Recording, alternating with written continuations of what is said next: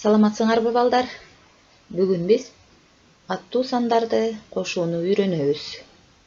Анда биз 2 сантиметр 5 миллиметрге кошобуз 1 сантиметр 7 миллиметрде.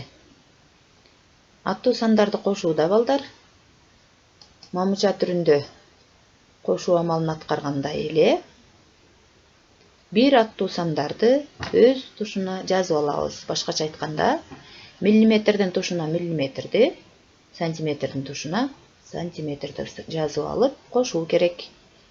Кошууну аткарууда бирдиктерден баштап кошобуз. Кадимкидей эле 7ге 5ти кошобуз 12 миллиметр, 2ге 1ди кошобуз 3 сантиметр.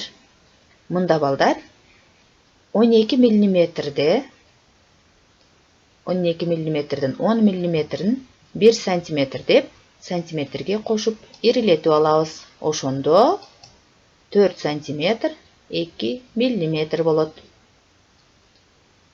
Анда кийинки санды кошобуз.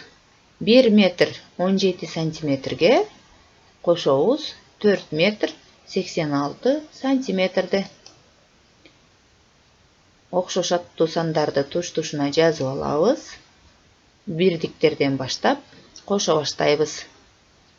6га 7ни кошобуз 13. 13түн 3-үнү жазып, 1-ни көңүлгө коебуз. Андан кийин 8ге 1ди кошобуз 9. Көңүлдө бирөө бар, ошону кошсок 10. 10дун 0-үнү жазып, 1-ни көңүлгө коебуз. Эми 4кө 3тү кошобуз 7, көңүлдөгү 1 менен 8.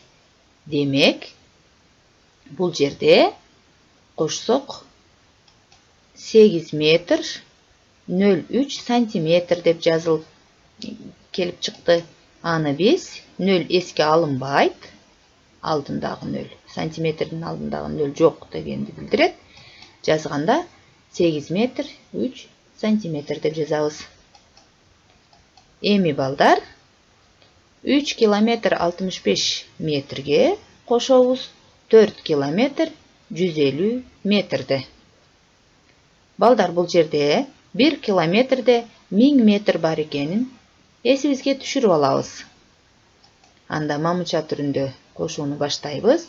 3 километр 65 метрдин астына 4 километр 150 метрди жазып кошууну баштайбыз.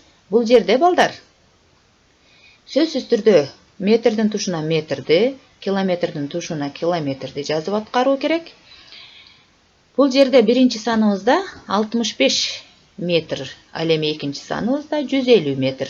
Метрдин тушуна жазганда дагы бирдиктин тушуна бирдикти, ондуктун тушуна ондукту, жүздүктүн тушуна жүздүктү жазып алуу керек.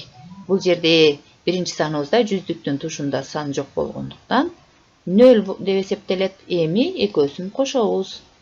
Кошкондо бирдиктерден баштайбыз. 5ке 0ду кошсок 5.